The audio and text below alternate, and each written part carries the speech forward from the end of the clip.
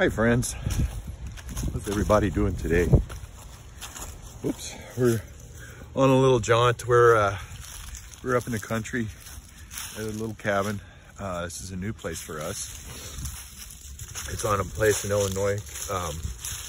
It's right off of Lake Carlisle. We're just here at sunset,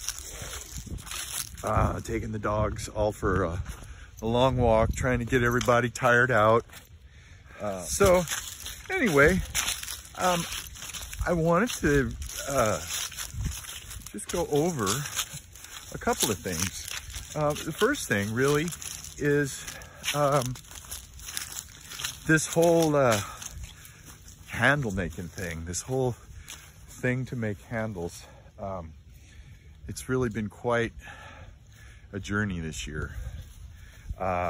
Completely unexpected things happen, for the good, some for the not so good, lots of lessons learned, lots of friends made. Very, very appreciative of that. The thing about this place, as we look at it, that's the kind of the garage shed to the right there, and then the house or double wide are there. But immediately when I got out of the car, I looked down and there's hickory tree leaves. And so I walked around quite a bit yesterday. Did you see Annabelle? Huh? And for as cut back as this place is, there's a lot of hickory trees here. So I thought it would be a really good opportunity to just kind of go over the two species of hickory tree. The hickory trees around here are going strong, and there's all different ages. There's some bigger ones here in the woods, and there's some young ones. So I hope, it's my hope that this is a place where they can, they can manage them, but it's at least a good snapshot of seeing what the two species really are. And the first one that we're walking towards is called a shagbark. And I don't know if you recall, gosh, it was probably last fall, this time last year. Hold on, Annabelle. We're showing the folks shagbark. And I think it's easy to see why it's called shagbark. It's a fairly young tree. I wouldn't know how old, maybe I guess 30, 40, 50, somewhere in there. But the leaves are sort of a pointy oval, even though these are curled. The leaves for both species are pretty much the same. Sort of a oval, but then points at each end. And they bear nuts. The nuts for the shagbark are pretty big. Let's look at some shagbark nuts. You're dealing with a very, very thick shell.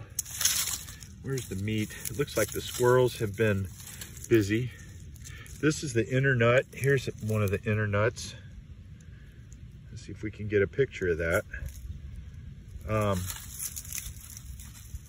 And so you probably have something that's the nut, that's the shell, and then you could get an idea of it being that big.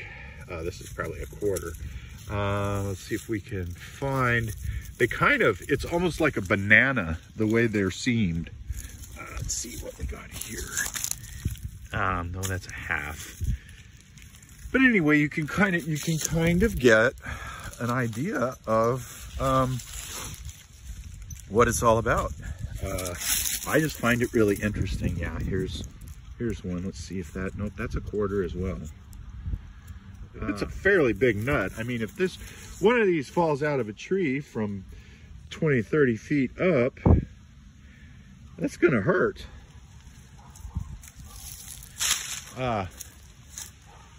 Let's go see. And really, this one's pretty easy to discern or to identify. As far as the bark, it's really easy. There's a good picture of the leaves. And then you'll get a cluster of nuts on that, probably not on a little limb that small. But it's not uncommon for them to be sort of clumped together like this. There's one leaning towards the wood. There's another one. So we have a little grove of shagbark here. Not a grove, but a little stand, I guess is a better way to describe it. Here's another leaf. Oh, look at it in the sunlight. So the other species, which I'm very, very familiar with because I grew up with an enormous pignut hickory tree in my backyard where I grew up as a kid. And it had to be, oh gosh, it had to be at least 70, 80 feet tall, probably at least 30 inches on the stump. And we'll, sorry, I get so distracted in the woods. I just love the woods. The woods is just so peaceful. You can hear the wind. It's great. I love it. And the sun's going down. I think we're liking this place. It's got a boat dock, and the dogs can get in the water at some point. So anyway, let's go find a pignut tree and I'll pop back in. What do you think, Annabelle? Okay. Here is pignut hickory bark, which is completely different than shagbark.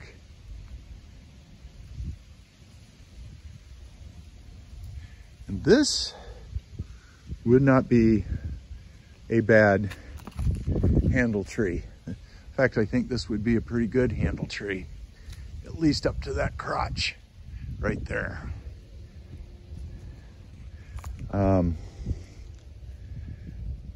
It looks like this tree has some root rot too, so it's probably on its way out. But before I take Toots for her walk, pignuts are much smaller. Yeah, I know, Toots. The inner nut is about the same size. You can get an idea of that. That's the inside. That's the outside of the nut. Meat's been eaten by the squirrel. Oh, I know, Toots. Let's get out of the camera way. But here's what the nuts look like. And then they just, let me get my hand out of the way. So that's a pignut, hickory nut. And I think we're gonna save a few. Yeah, we are. We're gonna save a few. So, in my little research and development, the pignut hickory is the most desirable.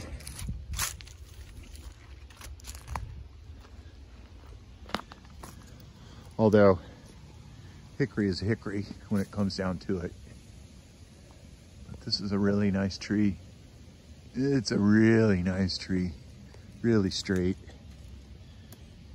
But you often see squirrels' nests in them. But they're just a mess. I mean, these people have really picked up a lot. I have, seriously friends, I have raked bushels and bushels and bushels of hickory nuts in my time. But anyway, so that's pretty much it. Shagbark, pignut, shagbark, pignut. Hey, I hope everybody is doing really well. I want to thank everyone for their kind words and their support. It means a lot. I know I've said it before, but the excitement that helps bring to this channel and to the daily grind. Thank you all. Let's be kind. And I'll catch you on the next video. Talk to you.